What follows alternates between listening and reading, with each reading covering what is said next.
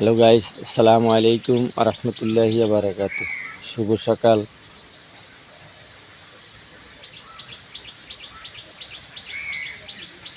আপনারা ফিলিস্তিনিবাসীর জন্য দোয়া করবেন, তারা যেন স্বাধীনতা লাভ করতে পারে। আর ইসরায়েলের জন্য দোয়া করবেন, তারা যেন ধ্বংস হয়ে যায়, নির্মূল হয়ে যায়।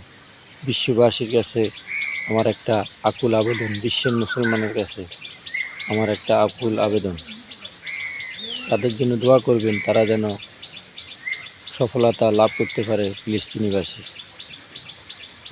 আসসালামু আলাইকুম রহমতুল্লাহি ওয়া বারাকাতুহু।